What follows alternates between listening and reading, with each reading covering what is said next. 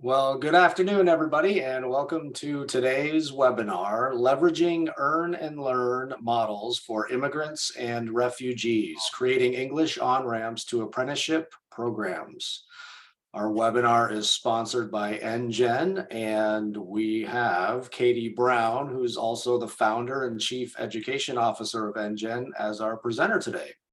So please welcome Katie by saying hello in the chat box, letting us know where you're calling in from today. If you have any questions, you can submit those in the Q&A box. And with that, I'll turn it over to Katie. Thank you. Thank you. Hi, everybody, and welcome to the webinar. I'm going to share my screen. I was smiling as I saw the intros. Go Phillies. I saw the Phillies shout out. I am married to a big Phillies fan, so that made me smile. And here we go. Here's the presentation. I'm really excited about today's presentation because I think that apprenticeships and earn and learn models in general are a wonderful thing for adult learners and workers and earners. And I'm really pleased to be having this conversation with you about how we can create more English on-ramps to apprenticeship programs for a population of learners who is often underserved. Please put questions in the Q&A and I will answer them as I go. And I've also saved time for questions at the end, but I'd love to make this as interactive as possible. We're going to start with a little intro. I want to talk about apprenticeships because I want to make sure everyone on the call has the same background information. Then I want to talk a little bit about how ESL works in the United States and why it's not always perfectly suited to work with apprenticeship programs. And then I'll give you some models that work as well as a way of measuring the success of your programs. I'm Katie, as we said, I'm the founder and chief education officer of NGen. NGen is a B Corp, and our mission is to remove English as a barrier for immigrants, refugees, and speakers of other languages. I've been doing this work for about 25 years. My PhD is in second language acquisition, and I have worked in higher education. I have been a ESL teacher at a community college. I have been an administrator at a university, and I've spent about 10 years designing language learning software that I've used with millions of learners all over the world. So I'm here today to talk about everything that I know about how language learning works and how we can help build programs that truly meet the needs of immigrants and refugees. Why is this important? Well, refugee resettlement and immigration in general are on the rise. And why is it important to think about apprenticeship programs?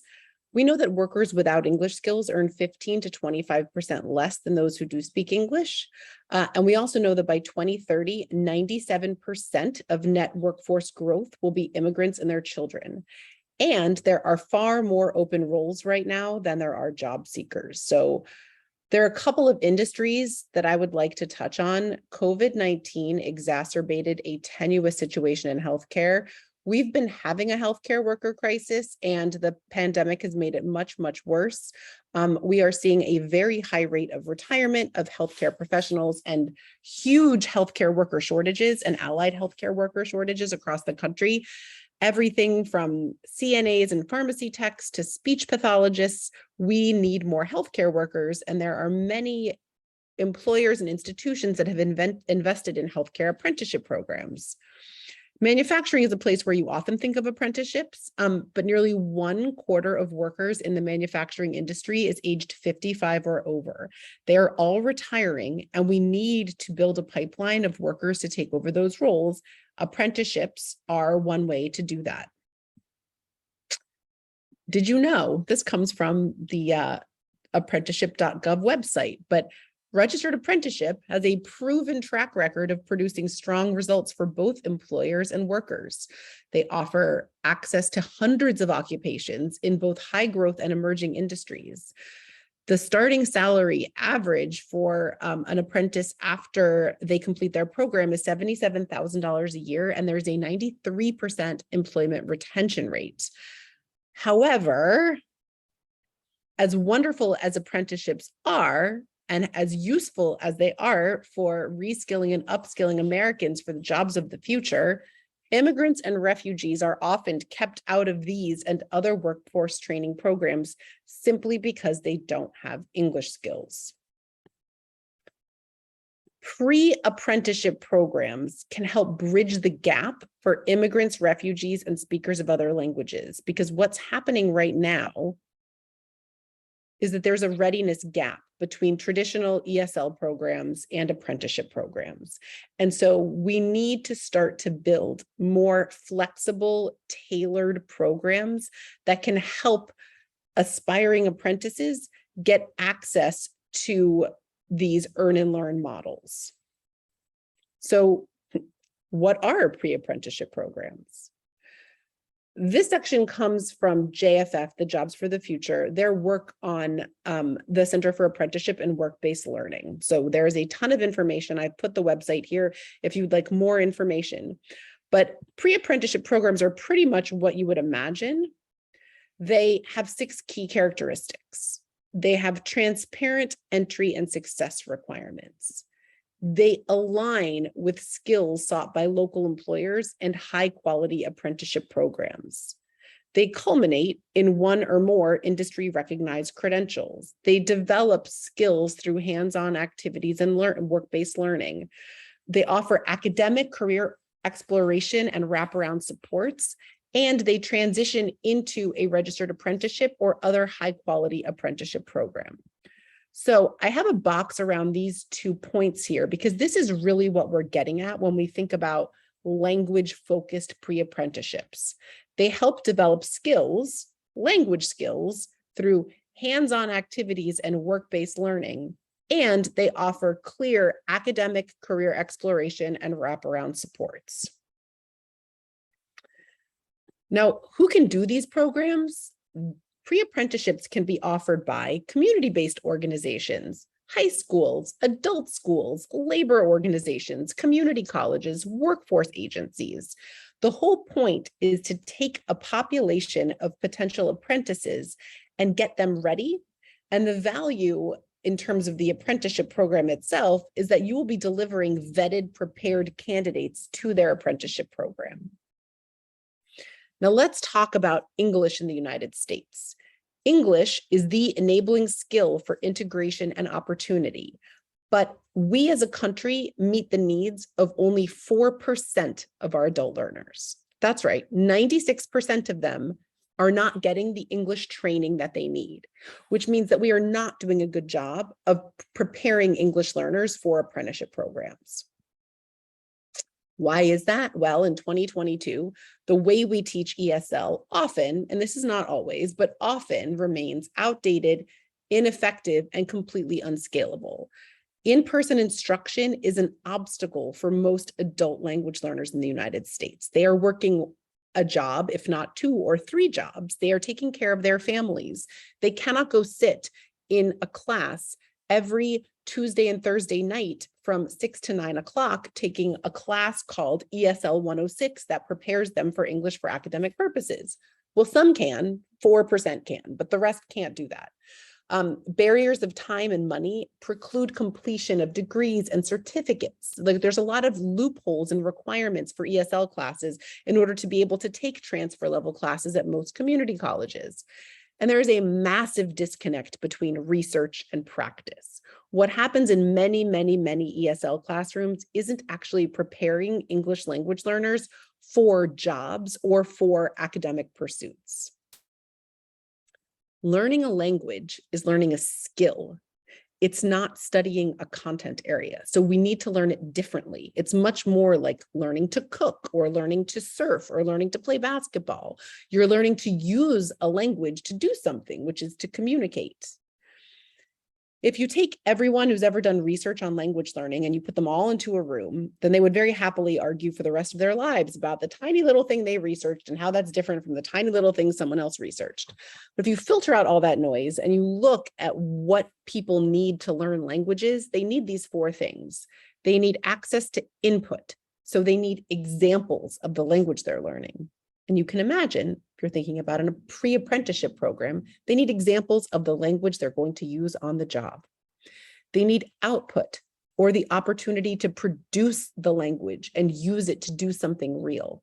They need interaction, the ability to communicate with others, and they need feedback. And for a pre-apprenticeship language learning program, all of this input, output, interaction, and feedback needs to be focused on the language that learners need for these earn and learn opportunities.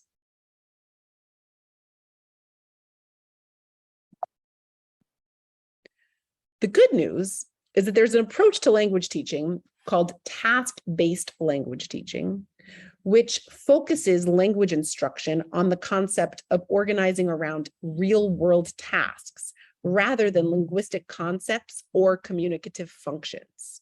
Now, this is important because if you look at the pictures that I have on the screen, those are all real tasks, many of them that appear to be tasks people do at work, giving someone a driver's test or taking a driver's test, participating in a seminar, doing something that involves a hard hat, doing something that involves a computer at a desk, looking at a piece of machinery. Those all look like places where apprentices could be getting on-the-job training for their careers. And they're also places where people could be learning language. I'm taking a moment to hammer this home because pre-apprenticeship language learning is really integrating the skills that you're going to need for the apprenticeship into the instruction. So it's starting the work-based learning early. And it turns out that earn and learn models are ideal for English training. Learners receive meaningful, targeted training in an environment where they can practice, so they can have input, output, interaction, and feedback.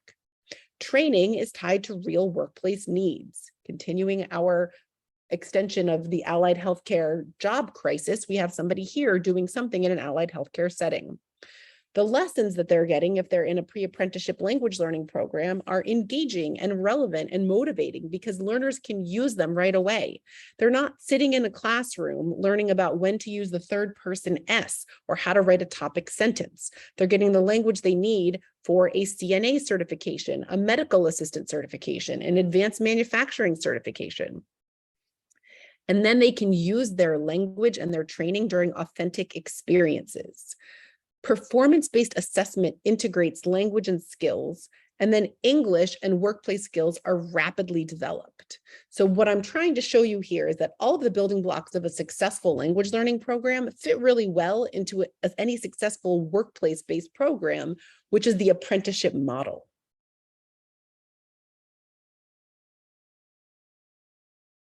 So how do we explore and scale effective models? Like, how do we do this? How do we build a pre-apprenticeship language learning program? Well, what I've learned from talking to adult education providers across the country for the last, 10 years, is that where people get hung up is that they often try to create something that is very, very specific, and they can't scale that. It's really difficult to build from scratch models to help people get into degrees as pharmacy techs, as IT help desk support professionals, the 800 other career fields that you can get a registered apprenticeship in. And so you need to try to think about how to build a program that uses technology so that you can build it efficiently and also at scale. So for example, you want to start with materials that tie to a real world existing apprenticeship program. And I have things like English for software engineering, for nursing assistants, for aircraft maintenance technicians. And you want all of those materials to be based on the real language concepts and skills that learners need in those fields. I have an example here of a program that we built with one of my favorite adult education programs, Frank at Advance in Lake Tahoe.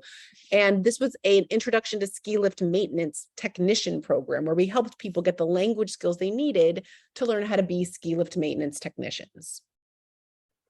Here are some examples of content that works in a pre-apprenticeship program for allied healthcare. Phlebotomy, where you would become familiar with the basic duties and rules of a phlebotomist, and you would learn about procedures and equipment for drawing blood, but you're getting the language and content that you need to understand all of that. The same thing with pharmacy tech and with CNAs. We take the content from those apprenticeships or certification programs, and we use that to build competency-based English on-ramps. So learners can get the English skills they need to then transition into these career training programs. To give you an idea of how specific these language-focused pre-apprenticeships need to get, they need to get pretty focused. Learners need to understand things like gear belt and chain drives and fluid power systems, and they need to be able to get the content in advance so that they can understand the on-the-job training. Pre-apprenticeship programs can solve multiple problems at once. There are more than 10 million jobs right now for the 6 million unemployed adults in the US, and there are 2 million immigrants in the US who are either unemployed or underemployed. And English language learner enrollment in community colleges and adult education programs continues to drop nationally. This means there's a real opportunity for adult education providers and community colleges and anyone serving adult learners to build specific pre-apprenticeship pathways to attract new learners who are immigrants, refugees, and speakers of other languages, with a goal of getting them into these apprenticeship programs. I have a couple questions in the Q&A. I'm going to stop and see if I can answer them. When building a pre-apprenticeship program and attempting to level them for language proficiency, how would assessments be chosen or developed? So I would answer this question by saying, first, you should assess the level of language of your learners, and then you should try to figure out what level of language you need to succeed in the apprenticeship program. So talk to the program that you're supporting to get an idea of the content and language that learners will need to succeed, and then organize learners by proficiency level. You might be able to have some general workplace English content for very beginner learners, and then give very specific sector-specific content for learners once they're high beginners and low intermediates. The next one is I work with Mexican apple orchard workers. There are so few materials and publishers. The call for this kind of work is not enough to make materials. All aspects of food production seem to be lacking in the ESL field. Any suggestion for how to work with these adults who will not change jobs? So I think the point here is that you want to try to figure out what the career goals are of the learners that you're working with, and then have them, if you don't have access to external materials, then have them bring in the materials they use in the workplace. Tie the content as closely as possible to what they're doing in the workplace, and see if you can build bridges to the content that they need for whatever workplace-based training or apprenticeship they want to do. How do these differ from integrated education and training? Is that the learner is working while studying? So that's a great question. IET programs, or integrated education and training programs, can serve as on-ramps to registered apprenticeship programs. Apprenticeship programs are often registered apprenticeship programs. They are done in conjunction with an institution of some sort and an employer, and the learners, yes, are hired, and they are an earn and learn model where they are working while they are learning. And then there's a question here about Social Security numbers, and that depends on the state that you're in. It depends on the requirements for enrollment and matriculation. I think it is a problem for programs that are serving learners, some of whom don't have formal immigration status, and it's something that I think is best figured out at the local level, because whether you're writing in from an educational institution or an employer, the local educational institution will have a way of working with learners based on their status. So I'm going to keep going and keep asking questions because I love them.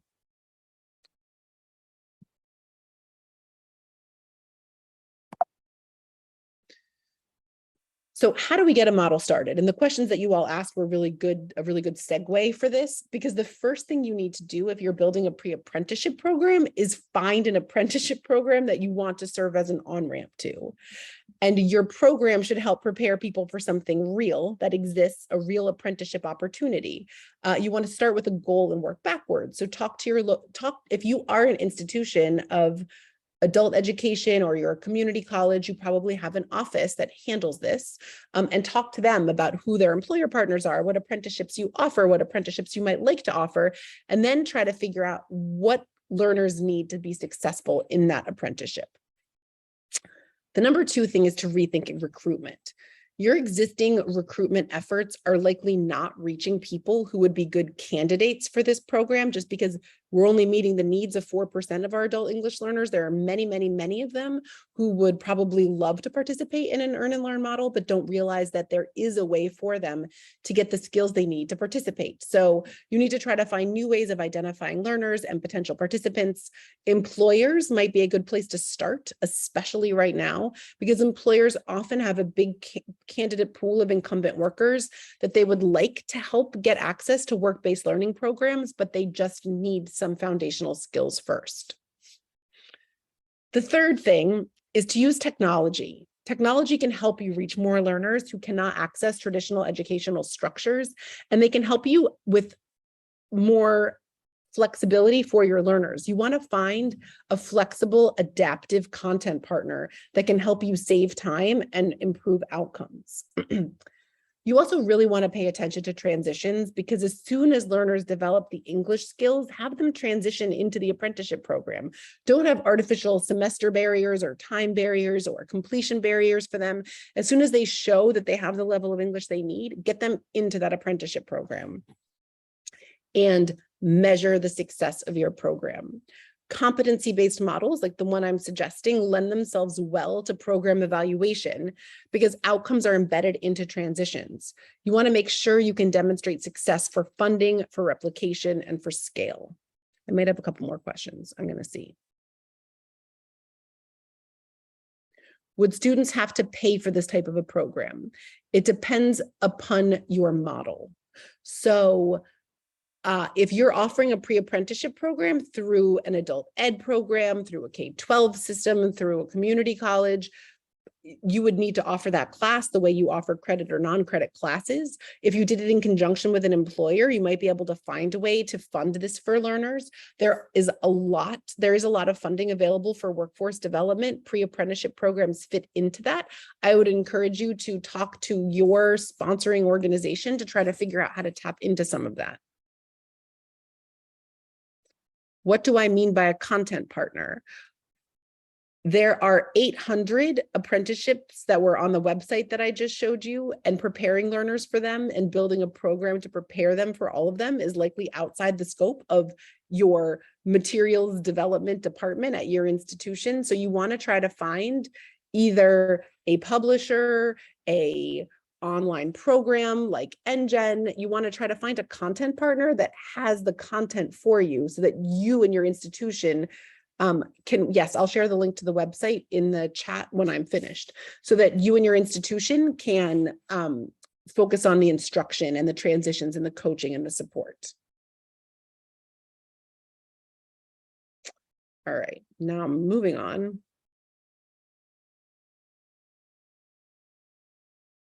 And please keep giving me questions. So how do we do this? Well, you want to start with a needs analysis. If you want to actually build this pre-apprenticeship program, you need to start with who is learning English? Like, who are the people that you're going to teach English to? Why do they need to learn it? Well, they need the English skills for this apprenticeship program. What are they going to do with it? Is this something that involves a lot of reading, a lot of listening, specific tests, learning in a small group setting, learning in a large group setting, self-paced learning? Finding out the structure of the program is really important to make sure that you can prepare your learners in a pre-apprenticeship program with the language skills that they need.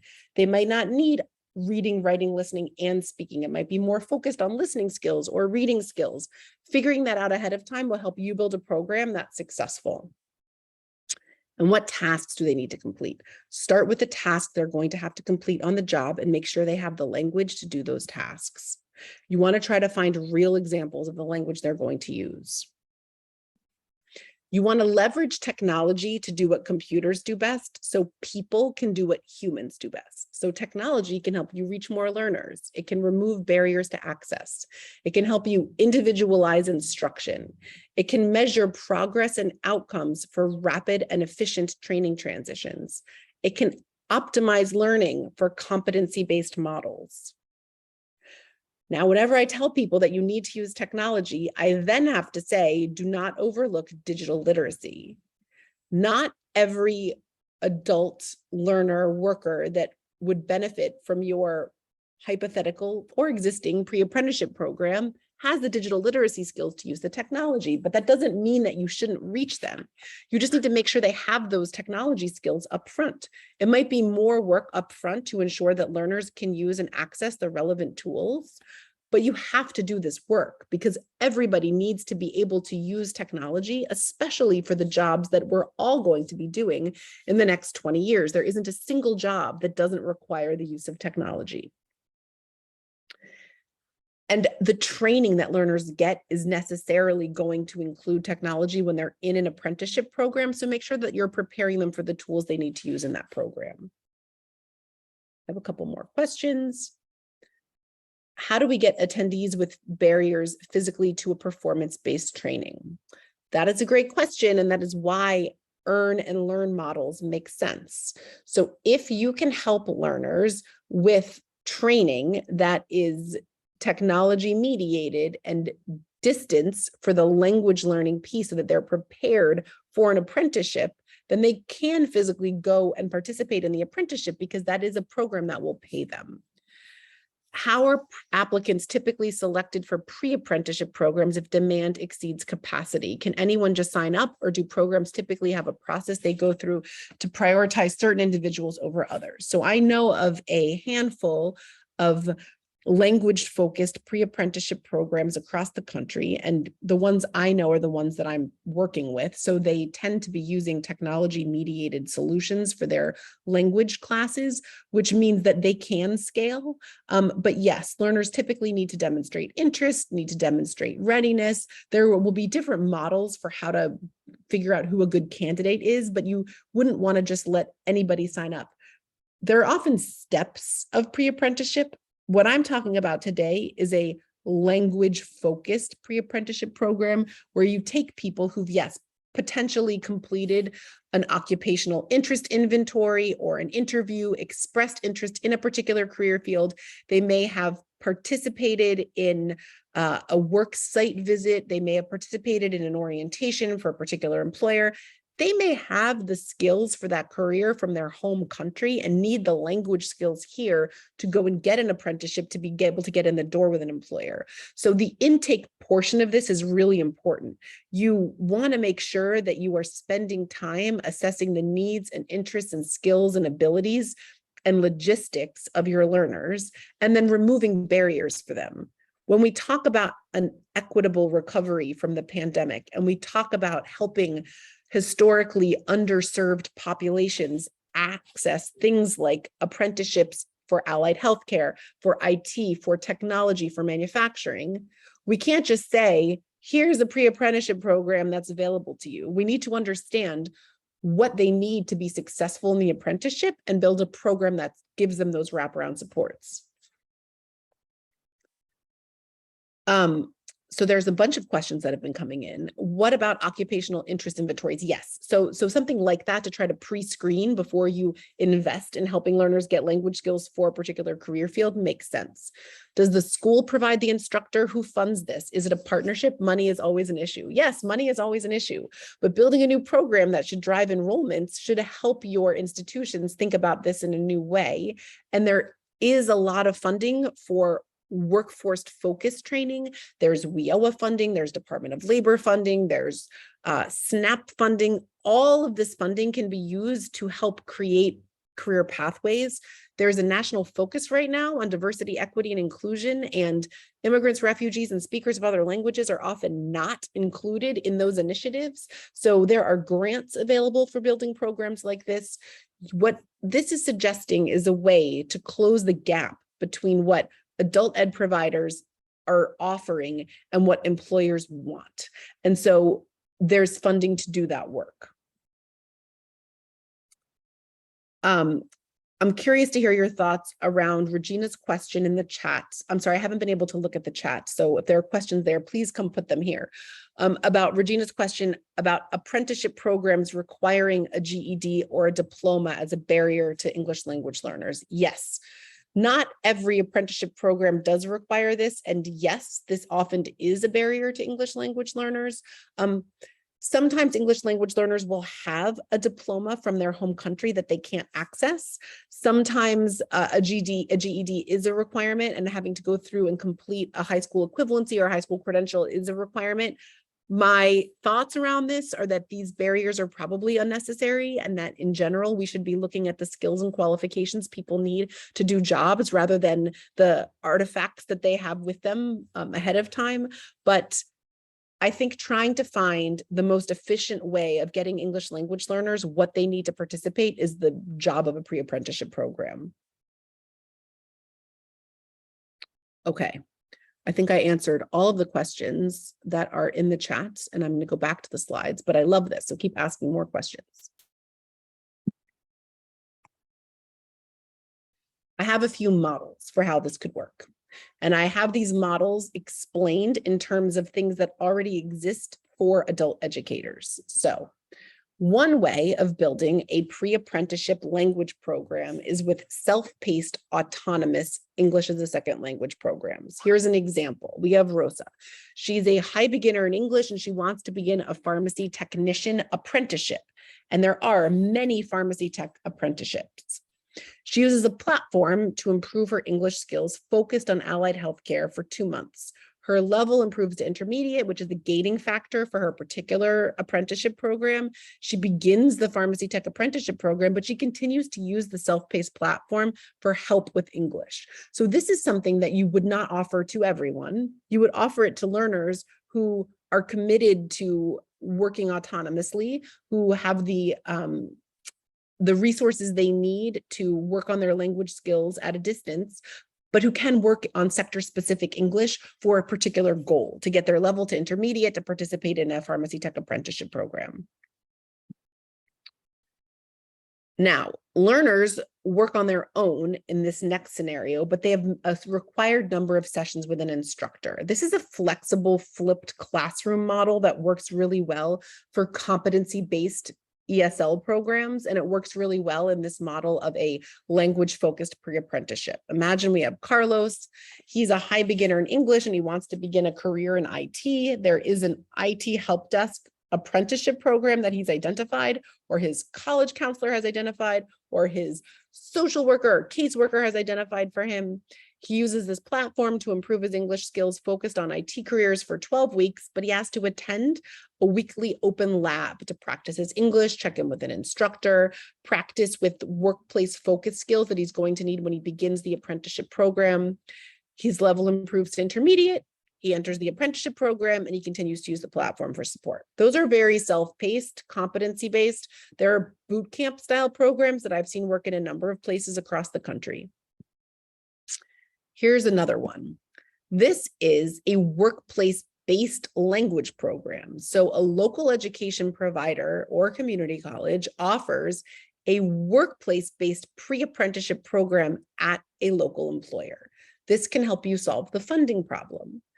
And the scenario is that there's a local employer that offers apprenticeships and wants to help some of their incumbent workers access those programs, but they've noted that English is a barrier.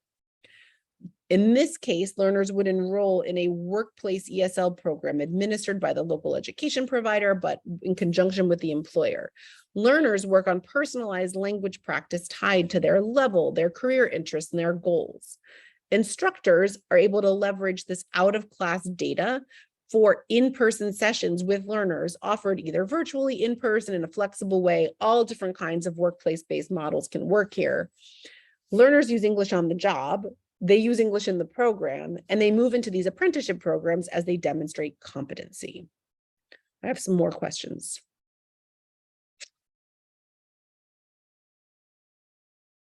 Will I repeat the possible funding sources? Yes, there is WIOA funding. So that's the Workforce Innovation and Opportunity Act for workforce development. Anything that you're doing that's related to preparing people for apprenticeships and registered apprenticeships is workforce development. And there is specific funding for this kind of training specifically for ESL students. Which self-paced ESL platform do I recommend? Well, I'm the founder of my own ESL platform that I have spent the last 10 years building based on 25 years of experience and about 70 years of research on how people learn languages. So that's what I would recommend. And I'm happy to answer questions about it if anyone has any. Yes, referring to WIOA Title II. I also think that there are SNAP benefits that can be available for workforce training. How do we find apprenticeships in our area?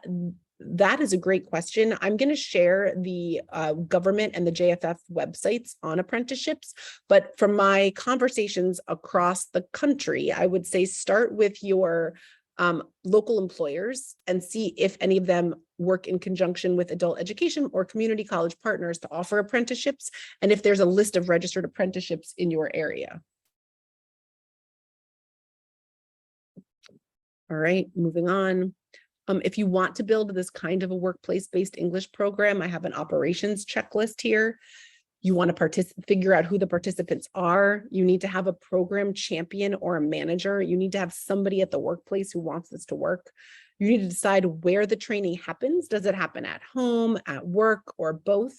You want to ensure that your employees have access to mobile devices or computers. You want to figure out what your metrics are for measuring success. Is it improved performance?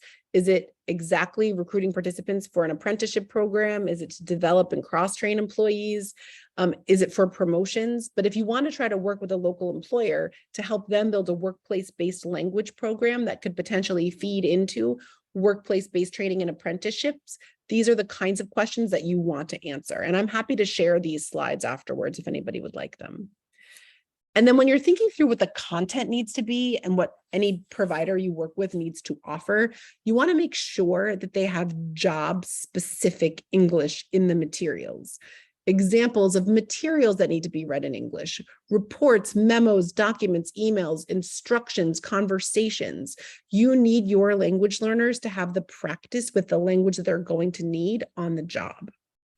You also want to figure out their future English needs. You want to figure out what they're going to need once they get into the apprenticeship program, because you want to make sure that they have the skills they need to succeed. So I'm going to go back to the questions. Yes, I will share my slides. Okay, great. So the last part of this, I really want to talk about how we measure outcomes, because building a program, especially a program that is designed to help English language learners get access to these apprenticeships, we should measure whether or not we're able to do that. And that's not how all language learning programs are built. So what I'm going to do is give you a model for measuring the effectiveness of a language learning program. And then I'll show you what kind of data that you can collect. This, of course, will all be different depending upon your own context and setting, but this is what you should look at. And please add more questions. I just cleaned them all up. So this is a research-based framework for measuring the success of a language learning program. What you want to measure are things like time on task. Did your learners participate in the program? Did they participate doing all of the work all at once, or did they spread their work out over time? Have they mastered the language that you've taught them? Have they improved their proficiency? What do your learners say about their language learning? What do the teachers say about language learning? What do the employers say? Are learners ready for the apprenticeships? And then what is the evidence of real world success? So in this case, your evidence of real world success would be participation in and success in an apprenticeship program.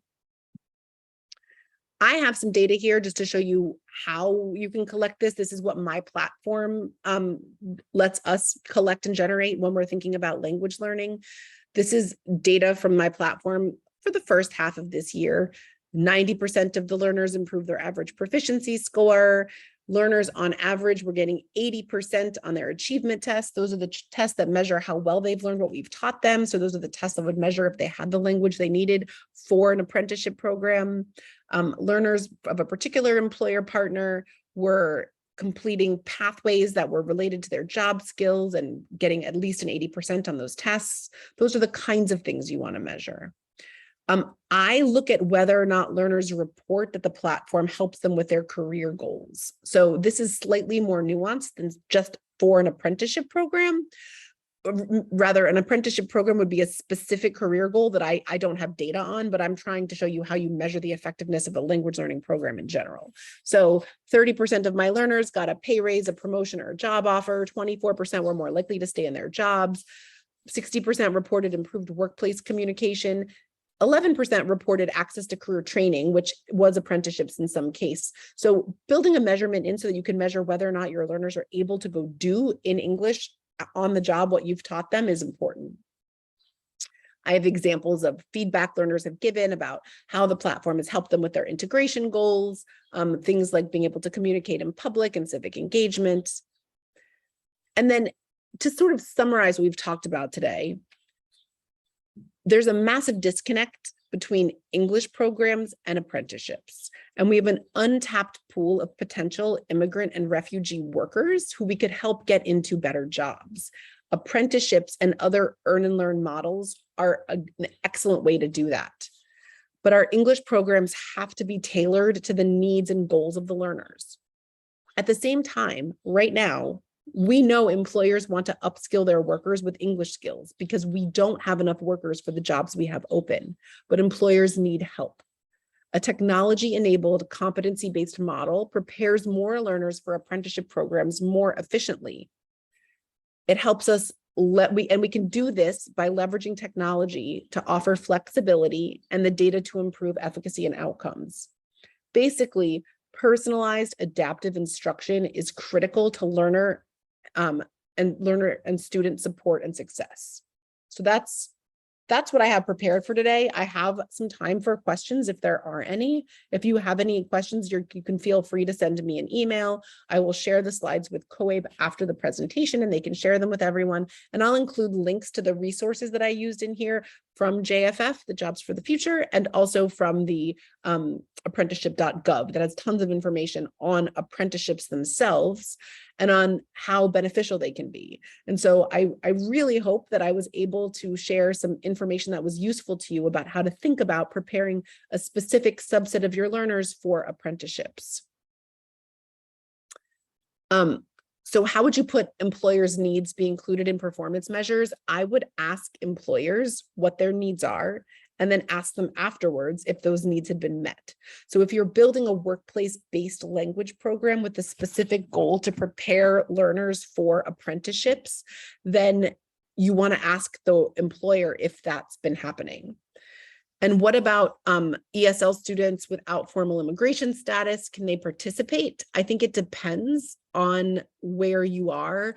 And I know that green card holders can participate in apprenticeships. You do not need to be a US citizen to be an apprentice, but I do believe that you need formal immigration status. So helping learners figure out how to get employment status while they're working on their English skills would be how to combine those two things. I don't know. I'm pretty sure this is being recorded, so perhaps it will be available. And if it is, then I'm sure COABE will share it with you. Are there any other questions I can answer?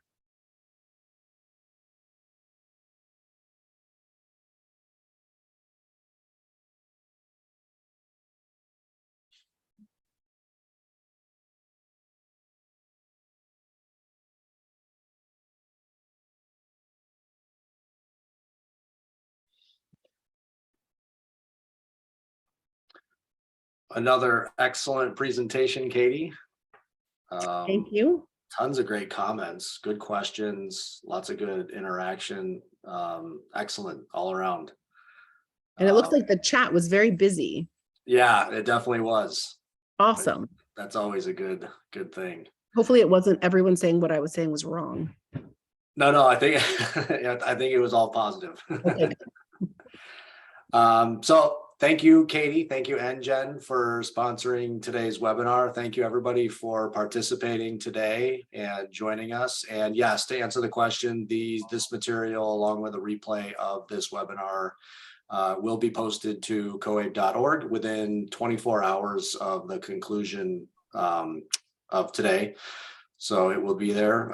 If you could take a minute before you log off and fill out our quick one question poll, I would appreciate it. And with that, Just want to thank everybody again, and I hope everybody has a great day and a great rest of the week. Thank you so much. Thanks, Katie. Bye, everyone. Bye-bye.